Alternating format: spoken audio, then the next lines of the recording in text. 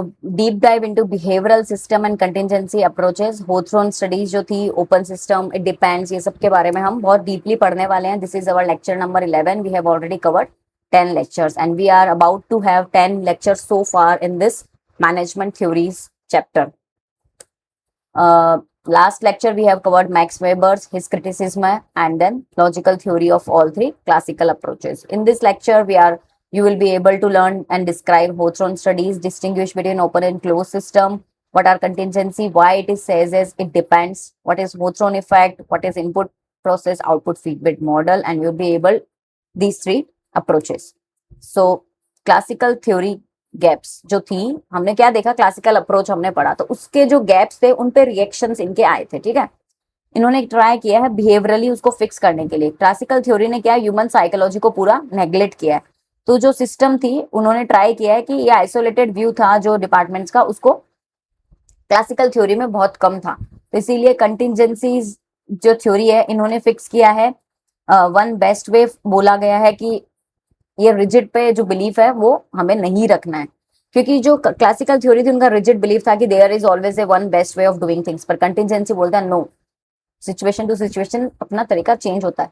Similarly classical theory बहुत narrow थी, इन्होंने डिपार्टमेंट्स को बहुत आइसोलेटेड व्यू देखा था. तो सिस्टम अप्रोच बोलता है नहीं, ये बहुत ब्रॉड है. सिमिलरली यहाँ पे ह्यूमन साइकोलॉजी को नेग्लेक्ट किया था, तो बिहेवियरल अप्रोच बोलता है नहीं, we should focus on human as well. ठीक है, तो लार्जली पीपल को इग्नोर किया, एनवायरमेंट को इग्नोर किया और सिंगल अप्रोच पे फोकस किया. ठीक है, बट इन तीनों ने ही इन तीनों गैप्स को फाइंड किया और उसके बेसिस पे 3 नई स्टडीज आ गई. तो सबसे पहली थी होथ्रॉन स्टडी जो वेस्टर्न इलेक्ट्रिक पे शिकागो में कंडक्ट की गई थी. ठीक है, वहां पे बताया गया था originally design to test how physical conditions affect worker productivity. जो वर्कर को अगर फिजिकल कंडीशंस अच्छी दी जाए, तो इसमें ये टेस्ट किया गया था कि अगर उनकी फिजिकल कंडीशंस अच्छी है तो दे आर मोर प्रोडक्टिव. सिर्फ और सिर्फ मनी ही मोटिवेट नहीं करता है उनको, ये चीज उनका प्रूफ करने का मेन मोटिव था. इन्होंने रिसर्चर्स रखे थे, एल्टन मायो ने. इन्होंने 4 डिस्टिंक्ट फेसेस में 8 साल तक ये रिसर्च की थी. Originally expected a simple physical condition answers, instead revolutionised how we understand workplace motivation. फिर समझ में आया कि वर्क प्लेस भी अच्छा होता है तो भी इंसान मोटिवेट होते हैं. तो ये मेजर इन्होंने ही कॉन्ट्रीब्यूट किया था. जैसे कि रिसर्चर उन्होंने शुरुआत में ये जानना चाहा था कि अच्छी लाइटनिंग होती है तो क्या वर्कर ज्यादा प्रोडक्टिव होते हैं. तो आंसर कि हाँ, फार मोर सरप्राइजिंग देन एक्सपेक्टेड. ठीक है, तो कहने का मतलब ये है कि लाइटनिंग वगैरह, वहां की फिजिकल कंडीशंस, वर्क स्पेस, ये सब चीजें बहुत मैटर करती है. ये हॉथरॉन स्टडी में उन्होंने एनालाइज किया था. तो इनके 4 फेजेस थे, हमने अभी देखा 8 साल तक उन्होंने स्टडी किया था. तो फर्स्ट फेज जो था वो था इल्यूमिनेशन एक्सपेरिमेंट. ठीक है, जहां पे इन्होंने देखा ब्राइटर और लाइटर डिमर में क्या आउटपुट में चेंज आता है. तो productivity rose regardless of light direction. तो क्या देखा कि जैसे जैसे लाइट का जो डायरेक्शन मैटर करता है, प्रोडक्टिविटी बढ़ती है. ठीक है, ब्राइटर होने पे प्रोडक्टिविटी बढ़ी थी. तो रिले असेंबली टेस्ट रूम रखा था उन्होंने, जहां पे स्मॉल रूम दिया गया था और वहां पे रेस्ट ब्रेक्स और अटेंशन दिए गए थे. Output rose steadily even when conditions were later worse. कहने का मतलब है कि कुछ लोग लिए थे वो स्मॉल ग्रुप, उनको देखा गया था कि उनको बीच बीच में ब्रेक दिया गया था. कंटिन्यूसली 8 घंटे काम करने की जगह उनको बीच बीच में ब्रेक दिया गया था, फिर उनसे काम करवाया गया था. तो देखा कि आउटपुट बहुत अच्छा आ रहा है. लेकिन फिर बाद में उन्होंने देखा कि ये कंडीशन भी और बेकार हो गई. बाद में हो सकता है वो रेस्ट को और ज्यादा फ्रीली एंजॉय करने लगे हो. तो वो बात की बात है. ठीक है, इंटरव्यूइंग प्रोग्राम हुआ था 20,000 एम्प्लॉयज के साथ में, उन्होंने इंटरव्यू किया था कि उनका क्या एटीट्यूड है. तो उनसे पता चला कि अगर उनकी बात सुनी जाए और उनकी बातों को महत्व दिया जाए तो दे फील वैल्यूड और वो वहां पे सेटिस्फाइड फील करते हैं. ठीक है, और बैंक वायरिंग ऑब्जर्वेशन रूम था जहां पे इनफॉर्मल ग्रुप नॉर्म्स थे. ठीक है, workers restricted output to match group set standards not company targets. कहने का मतलब यह है कि कंपनी के टारगेट्स पे फोकस्ड नहीं था बैंक वायरिंग रूम में. उन्होंने देखा है कि उनको ऑब्जर्व किया गया था कि आपको ये आउटपुट लेके आना है, बस आपका ग्रुप स्टैंडर्ड नॉर्म्स यही है कि आपको ये आउटपुट लेके आना है. कंपनी के क्या गोल है वो सब चीजें उनको नहीं बताई गई थी. तो दीज वर द 4 फेजेस जहां पे ये किया गया था. और इसका की फाइंडिंग्स ये थे कि होथ्रॉन इफेक्ट्स के people change their behaviour and improve performance simply because they know they are being observed. they feel work is noticed not because of physical change itself. मतलब वहाँ फिजिकल इन्वायरमेंट की वजह से कुछ फर्क नहीं पड़ा, उनको फर्क तब पड़ा जब उनको पता चला कि उनको कोई ऑब्जर्व कर रहा है, उनको कोई नोटिस कर रहा है, उनके बारे में कोई डिस्कस कर रहा है. तब जाके उनके अंदर बिहेवियर में, परफॉर्मेंस में इंप्रूवमेंट आने लगा. ठीक है, तो सोशल फैक्टर्स मैटर करते हैं. इससे ये पता चला कि अटेंशन एंड रिकॉग्निशन अगर मिलती है, प्रोडक्टिविटी बढ़ती है. आपको अगर इंपॉर्टेंस दी जा रही है, आपकी तारीफ की जा रही है, तो you will be do more productive.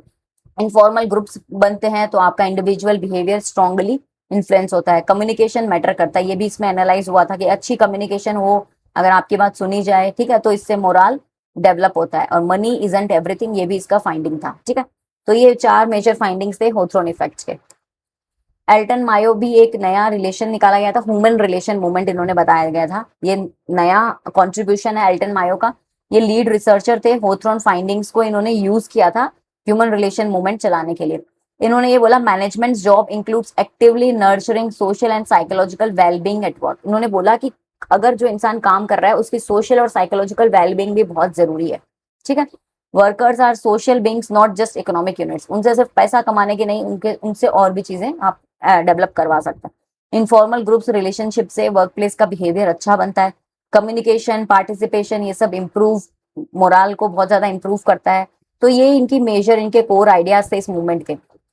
Management, इसकी वजह से इन्होंने बोला मैनेजमेंट को, सुपरवाइजर्स को ट्रेन करना चाहिए इंटरपर्सनल स्किल्स में, कि कैसे ह्यूमन के साथ ट्रीट करना है उनको, हर वक्त सिर्फ उनको मशीन की तरह ट्रीट ना करें, उनको एज एन ह्यूमन भी ट्रीट करें, ठीक है। जैसे कि उनका डायरेक्टली इंस्पायर्ड मॉडर्न प्रैक्टिस ये था कि एम्प्लॉय एंगेजमेंट सर्वे रखा उन्होंने, ओपन डोर पॉलिसी रखी, कोई भी आके अपनी बात रख सकते हैं, ठीक है। टीम बिल्डिंग प्रोग्राम रखे, तो ये आज गूगल में हम देखते हैं। तो ये सारी चीजें जो थी वो ह्यूमन के रिलेशनशिप को बढ़ाने के लिए की गई थी, ठीक है। अब एल्टन मायो जो है वो father of human relation movement भी जाने जाते हैं, father of human relations movement. इनके इसके बाद में कुछ और कॉन्ट्रीब्यूशंस जो आए थे बिहेवियरल अप्रोच में, याद रखना अब्राहम मैस्लो ने दिए थे हायरार्की ऑफ नीड्स के थ्रू। ये यूनिट 2 में हम कवर करेंगे इंडिविजुअल बिहेवियर में, ठीक है, जहां हम ऑर्गेनाइजेशनल और इंडिविजुअल और इन सब के बारे में रीड करेंगे। डकलस मैकग्रेगर, इन्होंने भी मोटिवेशनल थ्योरी दी थी, theory X and theory Y के थ्रू। इन्होंने अजम्पशंस रखे थे कि 2 तरह के वर्कर्स होते हैं और दोनों तरह के वर्कर्स को कैसे मोटिवेट किया जा सकता है। In short they tried to understand the worker, कि उनको चाहिए क्या, क्या चीज उनको मोटिवेट करती है। जैसे मैस्लो में हमने देखा हायरार्की में सोशल नीड्स होती है, फिजिकल नीड्स, एंड देन फिर ऊपर ऊपर बढ़ते हैं सेल्फ एक्चुअलाइजेशन नीड। तो ये सब चीजें चीजें हैं जो मोटिवेट करती है। लास्ट एक इनका भी कॉन्ट्रीब्यूशन था क्रिस एरगिज में, मैच्योरिटी थ्योरी। इन्होंने बोला कि इंडिविजुअल ग्रोथ विसेस रिजिड ऑर्गेनाइजेशन, इस पे भी इन्होंने फोकस किया है। और ये सारे कॉन्ट्रीब्यूशंस आपको और डिटेल में हम यूनिट 2 में इंडिविजुअल बिहेवियर में कवर करेंगे फुल डेप्थ में, ठीक है। Today is just the historical seed, हम सिर्फ अपना हिस्ट्री पढ़ रहे हैं मैनेजमेंट का, इनका पूरा फ्यूचर हम इसमें यूनिट 2 में ऑर्गेनाइजेशनल बिहेवियर में कवर करेंगे। मेन एडवांटेज क्या थे, recognises workers as social psychological work beings, फिर लोगों का इंप्रूव हुआ, मोरल जो इंप्रूव हुआ, कम्युनिकेशन बढ़ी, जॉब सेटिस्फेक्शन बढ़ा, एंड देन एचआर और इन सब का भी फाउंडेशन होना शुरू हो गया। लिमिटेशंस क्या रही कि कभी कभी पीपल पे ज्यादा फोकस कर लेते हैं कोई ऑर्गेनाइजेशन, और पीपल कभी कभी ऐसे हो जाते हैं जो स्ट्रक्चर को फॉलो नहीं करते हैं। होथ्रोन स्टडीज जो थी कभी कभी आज भी क्वेश्चन की जाती है, ठीक है, फुल्ली एड्रेस नहीं कर पा रहे हैं कि एफिशिएंसी जो चीज थी पहले जो थी अब वो एफिशिएंसी रह गई है। तो कुल मिला के ये है कि ये ह्यूमन रिलेशन और होल ऑर्गेनाइजेशन के बीच में एक क्या है, ब्रिज का डेवलप करता है। अब इसमें क्या बोला गया है कि सिर्फ और सिर्फ ऑर्गेनाइजेशन नहीं, ऑर्गेनाइजेशन के साथ साथ ह्यूमन का इंटरेक्शन इन्वायरमेंट और उसके सिस्टम के साथ भी होता है। इसीलिए नया अप्रोच फिर ओपन विसेस क्लोज्ड अप्रोच आया था, सिस्टम अप्रोच बोलते हैं इसको। ये सिस्टम अप्रोच जो था वाज एज एन ऑर्गेनाइजेशन, उन्होंने बोला इंटर रिलेटेड पार्ट है, ठीक है, कि ऑर्गेनाइजेशन एक एक्सचेंजेस विद द एनवायरनमेंट जो ऑर्गेनाइजेशन करती है वो क्या है, ओपन सिस्टम है। और जो क्लोज्ड है मतलब कि वो आइसोलेटेड, वो अकेली ऑर्गेनाइजेशन है जिसको बाहर की दुनिया से मतलब नहीं। हम देखते हैं आज कोई भी ऑर्गेनाइजेशन हो उसके बाहर का एनवायरनमेंट बहुत इंपैक्ट करता है। तो इसीलिए open system takes input and release output to the environment. Close system क्या होते हैं, रेयर इन प्रैक्टिस, जो आज है ही नहीं कहीं पे, ठीक है, बहुत रेयर है, क्योंकि ऐसा बहुत कम होता है जिनका एक्सटर्नल इंटरेक्शन हो ही ना। तो इसीलिए most real organisation are open system by necessity, ठीक है, you cannot ignore the environment. अब सब सिस्टम, सिनर्जी और एंट्रोपी बहुत इंपॉर्टेंट टर्म्स है, याद रखना ये। एंट्रोपी पे तो क्वेश्चंस भी आ रखे हैं एग्जाम में। एंट्रोपी देखो नेट एंगल में, सब सिस्टम्स क्या होते हैं, departments, different different departments are interconnected part of the larger organisation system. तो ये याद रखना, जो अलग अलग डिपार्टमेंट्स है वो क्या है, सब सिस्टम्स है। सिस्टम क्या हो गया, ओपन और क्लोज सिस्टम हो गया, और उसी के डिपार्टमेंट्स हो गए सब सिस्टम। सिनर्जी हो गया, whole is a greater than sum of its part, तो इसीलिए बोला गया सारे सब सिस्टम्स को एक साथ काम करना चाहिए। एंट्रोफी क्या होती है? The natural tendency of a system to decline और fall into disorder without new inputs और एनर्जी। मतलब कोई भी सिस्टम है जिसपे काम कर रहे हैं, जो इनोवेट करना बंद कर देती है, बाहर के इन्वायरमेंट के साथ रिएक्ट करना बंद कर देती है, अडेप्ट करना बंद कर देती है, तो वो सिचुएशन हो जाती है उसकी एंट्रोपी की, कि अब वो धीरे धीरे डिक्लाइनिंग में जाएगी, फॉल हो जाएगी, और फिर वो हो सकता है आउटडेटेड हो जाए। तो इसीलिए ऑर्गेनाइजेशन को कंटिन्यू क्या करना चाहिए? ओपन सिस्टम रखना चाहिए, और ओपन सिस्टम रहेगा तो एनवायरमेंट के साथ साथ अडेप्ट करेगी। The line separating the system from its environment, इसको बोला गया है बाउंड्री। ठीक है, तो ये एक सिस्टम अप्रोच का ही एक मॉडल था, जिसमें इनपुट्स आते हैं जैसे कि people, capital, material, information, transform होते हैं, फिर वो अलग अलग प्रोसेस के थ्रू आउटपुट बन जाता है, प्रोडक्ट, सर्विस, प्रॉफिट और ग्रोथ, और फिर फीडबैक आता है जो इन्वायरमेंट से आता है। इन्वायरमेंट उसके बेसिस पे रिएक्ट करता है, और फिर हम उसी रिएक्शंस को नए इनपुट के फॉर्म में लेते हैं। ठीक है, तो इसीलिए सिस्टम अप्रोच के भी बहुत सारे एडवांटेज है कि इससे होलिस्टिक बिग पिक्चर मिलता है ऑर्गेनाइजेशन को, इंटरडिपेंडेंस होती है एक दूसरे डिपार्टमेंट पे, कोई इंडिविजुअल नहीं है, everyone is dependent on each other.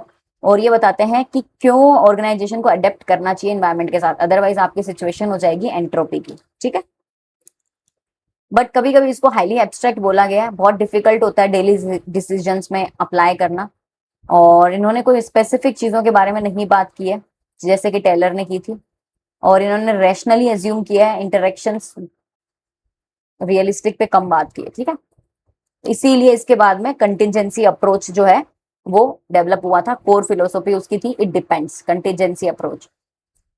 इसमें ये बताया गया कंटिजेंसी अप्रोच जो है वो ये बोलते हैं कि बेस्ट वे की जो बात करते हैं ना उसको ये रिजेक्ट करते हैं, ये बोलते हैं इट डिपेंड्स।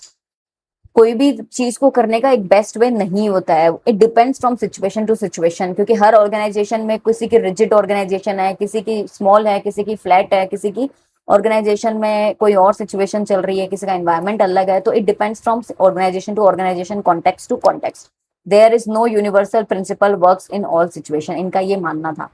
ये बोलते हैं the right answer depends on internal and external factors जो उस पर्टिकुलर ऑर्गेनाइजेशन को इफेक्ट करते हैं। मैनेजर को सिचुएशन ऑर्गेनाइज करनी, डायग्नोज करनी चाहिए, फिर ये एक अप्रोच चूज करना चाहिए। फ्लेक्सिबिलिटी और सिचुएशनल जजमेंट को ज्यादा फोकस किया गया था यहाँ पे रेदर देन रिजिड रूल्स। ठीक है, तो ये याद रखना, जहां भी इट डिपेंड्स आ जाए वो है नो यूनिवर्सल बेस्ट वे की बात कौन सा करता है? Contingency approach. ठीक है, तो इनके की वेरिएबल्स है एनवायरमेंट, कि हाँ ये स्टेबल नहीं है, टर्बुलेंट है। ऑर्गेनाइजेशनल साइज की आपको कंटिजेंसी अप्रोच कब यूज करना है? ऑर्गेनाइजेशन की साइज के बेसिस पे, उनके एनवायरमेंट को देख के, टेक्नोलॉजी, रूटीन और कॉम्प्लेक्स चीजों को देख के, स्ट्रेटेजी कौन सी आप यूज कर रहे हैं उसके बेसिस पे, इन चारों चीजों को डायग्नोज करो, फिर देखो कि कौन सी आपको मैनेजमेंट टेक्निक, स्ट्रक्चर और लीडरशिप स्टाइल चाहिए। तो की कंट्रीब्यूटर्स हमने देख लिए। जॉन वुडवर्ड थे, उन्होंने क्या किया था? Type of production technology use के बारे में कंट्रीब्यूट किया था ऑर्गेनाइजेशन स्ट्रक्चर के। और पॉल ऑन जे थे, उन्होंने बोला था how environment complexity shape differentiation and integration needs. Fred Fiedler जो थे, इन्होंने कंटिजेंसी मॉडल ऑफ लीडरशिप निकाला गया था। ठीक है, अलग अलग लीडरशिप स्टाइल्स और वो है वो हम यूनिट 2 में और कवर करने वाले हैं फुल डेप्थ में। इसके एडवांटेज ये थे कंटिजेंसी अप्रोच के कि ये रियलिस्टिक बात की थी इन्होंने, और एनकरेज किया था फ्लेक्सिबिलिटी पे, रिजिड रूल्स को हटाने की बात की थी, और ये यूजफुल है आज भी दुनिया में। ठीक है, कॉम्प्लेक्स रहता है मानते हैं, क्योंकि हर सिचुएशन में बार बार सोचना, डायग्नोस करना, फिर कुछ एक्शन लेना बहुत टफ हो जाता है, और इसमें कोई सिंपल और क्विक फॉर्मूला इन्होंने नहीं दिया, ये हमेशा ये बोल देते हैं इट डिपेंड्स, तो this is some limitations as well. ठीक है, और कंटिजेंसी थिंकिंग मॉडर्न मैनेजमेंट के हैं, जो स्ट्रेटेजिक मैनेजमेंट में भी हम आगे पढ़ेंगे सिचुएशन, जो हमने यूनिट 6 में कवर करेंगे। ठीक है, अब तीनों का इनमें आप मास्टर टेबल हमारे पास में रेडी है। कोर फोकस किसका किस पे था? एल्टन मायो जो थे, होथ्रोन इफेक्ट पे बात की थी इन्होंने, मोटिवेशन और मोरल इश्यूज पे ये वाली थ्योरी ज्यादा काम आती है। ठीक है, और जो थ्योरी बर्टन लेफी ने दी थी, ये ओपन सिस्टम की बात की थी, ओपन और close system, system approach Burton leafy ने दी थी, याद रखना। बट इनका इंटरडिपेंडेंस पे फोकस था, हर ऑर्गेनाइजेशन एक दूसरे पर डिपेंडेंट है, और इन्होंने बोला था वुडवर्ड और फ्रिडलर ने इट डिपेंड्स कंटिजेंसी अप्रोच दी थी इन्होंने। ठीक है, तो ये आज भी गूगल, टाटा ग्रुप, इन सब में कहीं ना कहीं बिहेवियरल कंटिजेंसी और ये सारी अप्रोचेज है जो यूज होते हैं। फ्लेक्सिबल स्ट्रक्चर में कंटिजेंसी आता है। ठीक है, और जहाँ पे बाहर के इन्वायरमेंट से ज्यादा है, इंटरकनेक्टेड है बहुत सारे अलग अलग डिपार्टमेंट्स, तो वहाँ पे सिस्टम अप्रोच यूज होता है। जहाँ पे आप एम्प्लॉयज की साइकोलॉजिकल सेफ्टी देख रहे हैं वहाँ बिहेवियरल अप्रोच यूज होगा. तो these are the things which are being used nowadays as well. तो एमबीए के पर्सपेक्टिव से बहुत इंपॉर्टेंट टॉपिक है और यूजीसी नेट में भी चारों फेजेस पूछे जाते हैं होथ्रॉन के. कंटीजेंसी, वेरिएबल्स और कॉन्ट्रीब्यूटर्स पूछे जाते हैं. ठीक है. So this is your activity. आप देखिए, someone worked harder simply because they felt watch and appreciated. क्या आपने कभी देखा है, अगर आपको पता है कि कोई कैमरा से आपको देख रहा है तो आप क्या रहेंगे, रूल्स को फॉलो करेंगे. अगर आपको लग रहा है आपके 1 घंटे बाद आपका टेस्ट होने वाला है, आपका एग्जाम होने वाला है, तो you will be working highly productive. तो ये आप कौन सी थ्योरी की बात कर रहे हैं इस मोमेंट पे, वो एक्सप्लेन कीजिए कमेंट में. ठीक है. ऐसे कुछ क्वेश्चंस है इससे रिलेटेड जो हमने अभी जस्ट कवर किए हैं.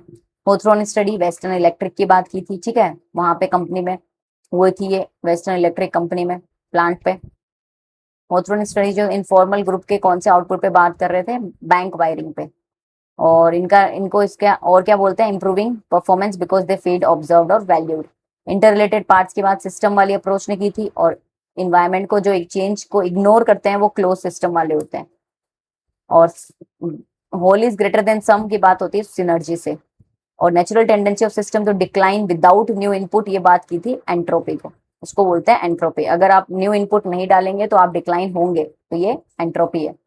कंटीजेंसी अप्रोच बोलता है इट डिपेंड्स, और इनको दी थी जॉन वुडवर्ड ने. और फ्रेड फ्लिडर ने लीडरशिप मॉडल दिया था कंटीजेंसी का. तो ऐसे ही आपके असर्शन रीजन के क्वेश्चंस आते हैं. ठीक है.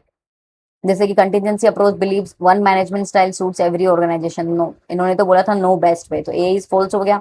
It argues that right approach depends on situational factors like technology, size, environment. Yes, this is true. तो A is false, R is true. इस तरीके से आपको ये सॉल्व करने आने चाहिए. And this is the case. ठीक है. बहुत इजी केस है. ट्रू एंड फॉल्स क्वेश्चंस है. ये तो आपको आए गए. और ये थ्योरेटिकल क्वेश्चंस है कि आपको एक्सप्लेन करने आने चाहिए at least. If someone ask you तो you should be able to answer these questions by now. So with this, we have come to the end of this lecture. This is the summary of your lecture. We have covered behavioral, Andelmayo, system, contingency, all the approaches in 7 to 11 lectures. ठीक है. हमने सारे classical approach cover किए हैं and then behavioral approach भी cover किया है.